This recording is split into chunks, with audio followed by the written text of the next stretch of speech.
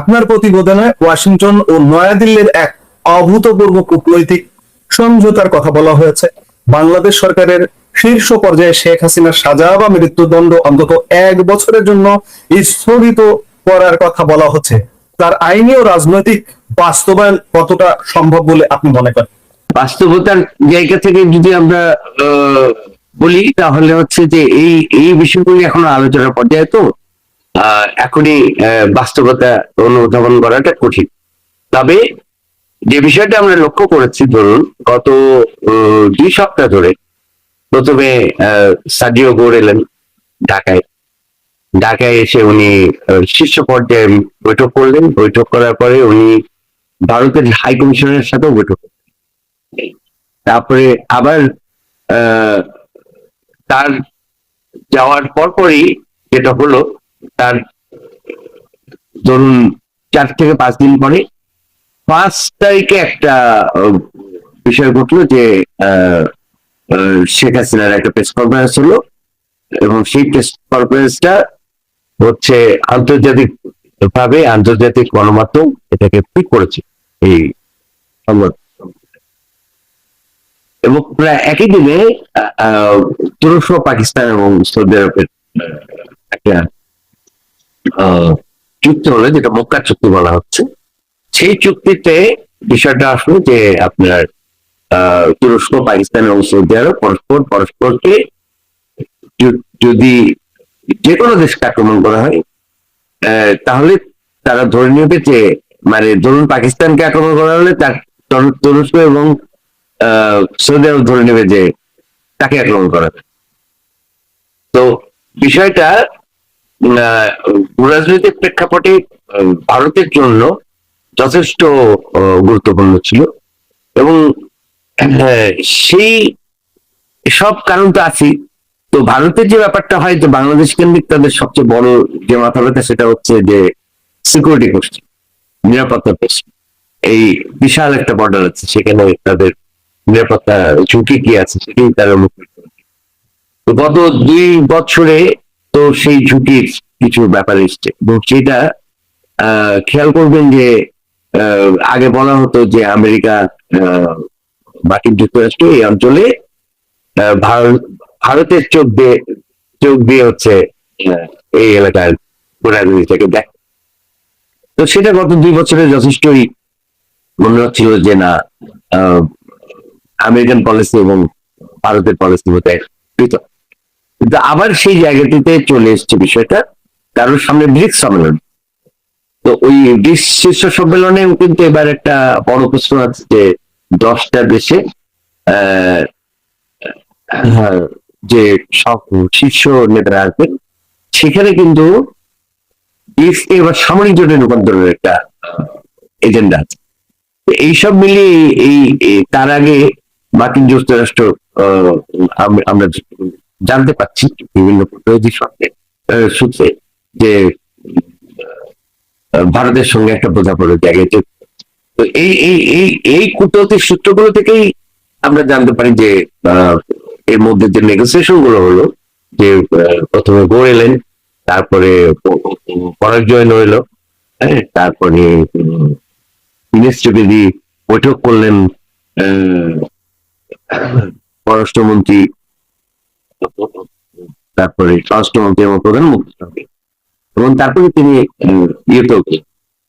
দিল্লিতেও। তো সব মিলিয়ে একটা নেগোসিয়েশনের বিষয় আসছে, এবং সেইখানে সবচেয়ে বড় হয়ে দেখা দিচ্ছে যেটা, যে বাংলাদেশের যে বাংলাদেশে ভারত এবং মার্কিন যুক্তরাষ্ট্র দুজনেই মনে করছেন যে বাংলাদেশে অগণতান্ত্রিক শক্তির উত্থান ঘটেছে, এবং সেখানে যথেষ্ট ঝুঁকিপূর্ণ অবস্থা রয়েছে। তো সেই কারণে এখানে ডেমোক্রেটিক প্রসেস, গণতান্ত্রিক প্রসেসটা যদি চালু করতে হয়, তাহলে হচ্ছে প্রধান দুটি রাজনৈতিক দল বিএনপি এবং আওয়ামী লীগের মধ্যে রিকনসিলিয়েশন। যতই বলা হোক যে আওয়ামী লীগ এখন নিষিদ্ধ বা আওয়ামী লীগ অপ্রাসঙ্গিক হয়ে গেছে, কিন্তু বাস্তবতা তো সেটি নয়। সেই কারণে হচ্ছে একটা রিকনসিলিয়েশনের প্রশ্ন। তো সেই রিকনসিলিয়েশনের বিষয়গুলোই হচ্ছে তারা মধ্যস্থতা করছে, যতটুকু আমরা উচ্চতর সূত্রগুলো থেকে জানি। তো সেইখানে সবচেয়ে মুখ্য ব্যাপার ছিল যে শেখ হাসিনা জোরালো ভাবে যখন বলছেন যে উনি ডিসেম্বরের মধ্যে বাংলাদেশে আসতে চান, এবং সেইটা উনি গত 5 তারিখে আরো জোরালো ভাবে বললেন, এবং সেটি আন্তর্জাতিক মহলে তোলপাড় করলো বিষয়টা। তো ওইটা তো একটা চাপ তৈরি করে, হ্যাঁ। তো সেটা উনি যে বাংলাদেশে আসতে চান এই ব্যাপারে উনি যে দৃঢ় অবস্থান নিয়েছে, তো সেই ক্ষেত্রে তো ভারত এবং মার্কিন যুক্তরাষ্ট্রের মধ্যে একটা আহ, সমঝোতার বিষয় আছে, এবং সেখানে সবচেয়ে গুরুত্বপূর্ণ হচ্ছে তার নিরাপত্তা। তো তার নিরাপত্তার ক্ষেত্রে আপনি এর মধ্যে দেখবেন যে জাতিসংঘ থেকে আবার বলা হলো যে তারা জুলাই সংক্রান্ত কোনো উম, মামলার ক্ষেত্রে বা কোনো ইয়ের ক্ষেত্রে সাক্ষী বা প্রমাণ কিছু দিতে পারবে, যেহেতু এখানে ডেথ সেন্টেন্সের ব্যাপার, হ্যাঁ। তো সেই প্রশ্নটা হঠাৎ করে এলো, হ্যাঁ। তো এইসব হলো, এবং এই প্রেক্ষাপটগুলো থেকে যে বিষয়টা হচ্ছে সিকিউরিটির প্রশ্নে সবচেয়ে বড় ব্যাপার হবে তাহলে হচ্ছে সাজা স্থগিত করার প্রশ্ন, এবং সেটি খুব গুরুত্বপূর্ণ ভাবে আলোচনা এসেছে। এবং সর্বশেষ হচ্ছে অজিত দোভাল এবং আহ, সার্জিও গোরের 2 দিন ব্যাপী বৈঠক হলো। সেইখানে বেশ কিছু পয়েন্ট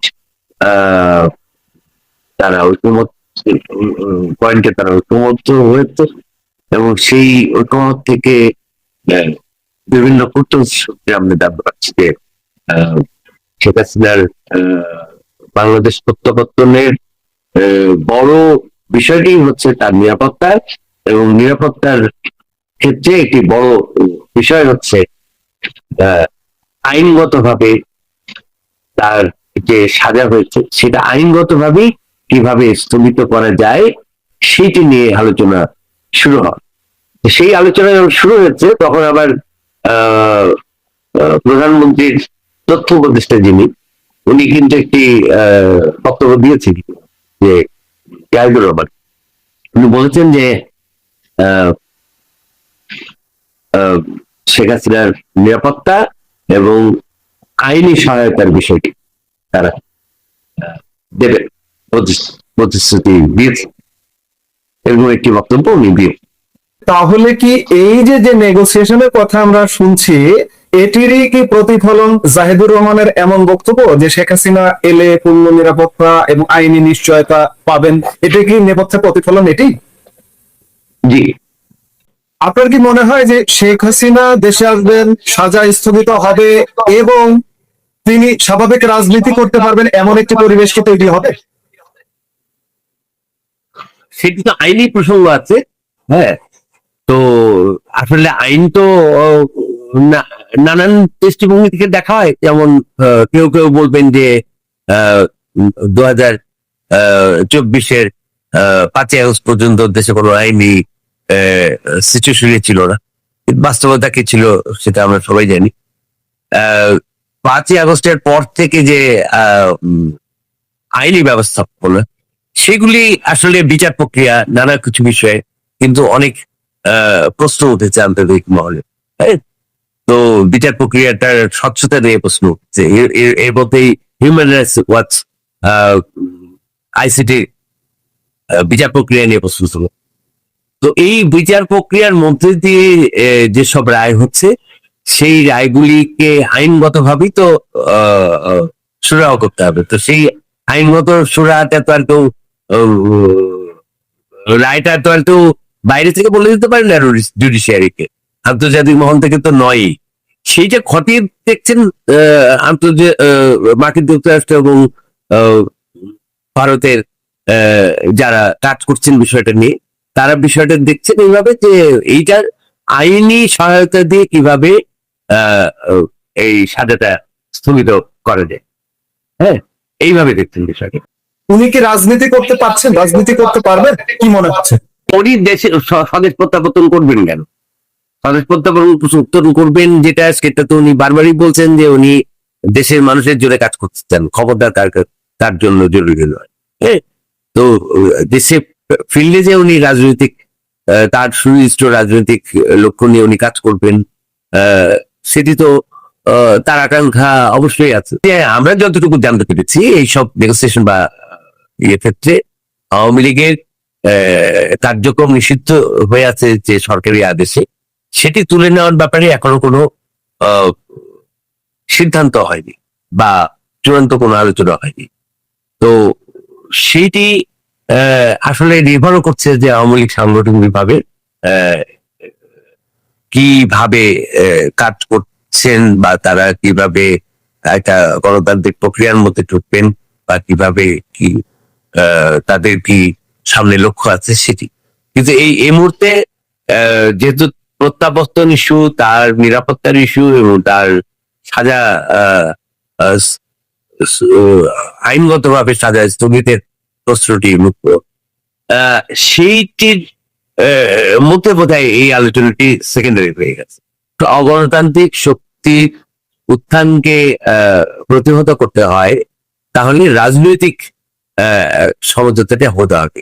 মানে রাজনৈতিক সংগঠন দুটোর, মানে গুরুত্বপূর্ণ দুটি সংগঠনের আজকে যারা ক্ষমতায় আছেন তারা এবং যারা ক্ষমতাচ্যুত হয়েছেন তারা, তাদের মধ্যে একটি রাজনৈতিক সমঝোতা হইল। কিন্তু সেই সমঝোতার ক্ষেত্রে তো সরাসরি আলোচনার সুযোগ এখনো নেই। সুতরাং এটা আন্তর্জাতিক মধ্যস্থতায় কত দূরে এগোবে সেটি তো আমাদের দেখতে হবে। আরেকটি প্রশ্ন এসছে যে আপনার স্টোরিতেও এসছে, পর একজন হেড যিনি চীন থেকে বাংলাদেশে এলেন, চীনের সাথে বাংলাদেশ সফর, এই সংশ্লিষ্টতা বা সম্পৃক্ততা কেন, আপনি এটাকে কিভাবে ব্যাখ্যা করবেন?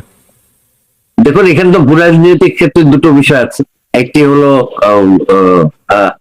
মার্কিন যুক্তরাষ্ট্রের দৃষ্টিভঙ্গি, আর একটি হচ্ছে সম্মিলিতভাবে ব্রিক্সের দৃষ্টিভঙ্গি।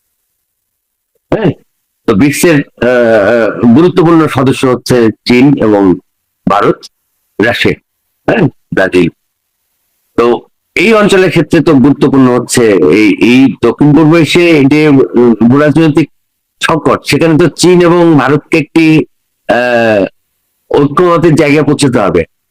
হ্যাঁ, এছাড়া বে অফ বেঙ্গল আপনার মার্কিন সামরিক উপস্থিতি বা অন্যান্য বিষয়গুলো কিন্তু যথেষ্ট ঝুঁকিপূর্ণ হবে দুই। সুতরাং এই নিরাপত্তা জনিত আলোচনা তো তাদের মধ্যে আছে। তো বাংলাদেশ প্রশ্নে আসলে বেশ কিছু গুরুত্বপূর্ণ সিদ্ধান্তের ক্ষেত্রে ভারত হয়তো মনে করেছে যে চীনের সমর্থন থাকলে ভালো হয়। তো সেটি করার জন্য যখন এলেন নানান নিরাপত্তা ইস্যুতে, শুধু শেখ হাসিনার প্রত্যাপন জনিত নিরাপত্তা ইস্যুতে আর মুখ্য ছিল না প্রয়োজনের সফর, এখানে বিদেশি বা বিচ্ছিন্নতাবাদী গোষ্ঠীগুলোর তৎপরতা আছে বাংলাদেশের ক্লায়েন্ট, সেগুলো নিয়ে ভারতের মাথা ব্যথা এবং সেই কৌশলগত জায়গাতে চীনের সমর্থন ভারতের লাগে। তো সেই কারণে হচ্ছে করার জন্য প্রথমে বেজিং গিয়েছেন এবং সেখানে বেশ কিছু বিষয়, এই নিরাপত্তা সংক্রান্ত বিষয়ে, রাজনৈতিক নিরাপত্তা সংক্রান্ত বিষয়ে বেশ কিছু গুরুত্বপূর্ণ সিদ্ধান্ত হয়েছে। এবং তারপরে উনি যেদিন ফিরেছেন বেজিং থেকে, তার পরদিনই কিন্তু উনি থাকে। অর্থাৎ বাংলাদেশের স্থিতিশীলতার স্বার্থে সব পরাশক্তি এক হয়ে গেছে, সবাই বাংলাদেশে এই মুহূর্তে স্থিতিশীলতা চাইছে, বিষয়টা এমনই তো, তাই তো? ভিন্ন ভিন্ন দৃষ্টিভঙ্গি থাকতে পারে সবারই, হ্যাঁ, ভিন্ন ভিন্ন দৃষ্টিভঙ্গি থাকতে পারে, বাংলাদেশের উপর নিয়ন্ত্রণ প্রতিষ্ঠার, আধিপত্য প্রতিষ্ঠার একটা লড়াই থাকতে পারে। কিন্তু এই পরাশক্তি যদি আমরা চারটি বলি, ভারত, চীন, মার্কিন যুক্তরাষ্ট্র এবং রাশিয়া, প্রত্যেকেই কিন্তু বাংলাদেশকে এখন রাজনৈতিক স্থিতিশীলতার প্রশ্নটিকে গুরুত্বপূর্ণ হিসেবে দেখছে। আমরা অনুষ্ঠানটা শেষ করবো এমন, বাংলাদেশে একটা অন্তর্ভুক্তিমূলক রাজনীতি সূচনা হবে সেই প্রত্যাশা রেখে আমরা অনুষ্ঠানটা শেষ করতে চাইছি। আপনি আমাদের সঙ্গে যুক্ত হয়ে তথ্য সমৃদ্ধ করেছেন, এজন্য আপনাকে অসংখ্য ধন্যবাদ। ধন্যবাদ সাথে আপনাকে। দর্শক, আজ এ পর্যন্তই। পরবর্তী অন্তরালের আলাপে আবারও যুক্ত হবার আশা রেখে বিদায় নিচ্ছি। সবাই ভালো থাকুন, সুস্থ থাকুন।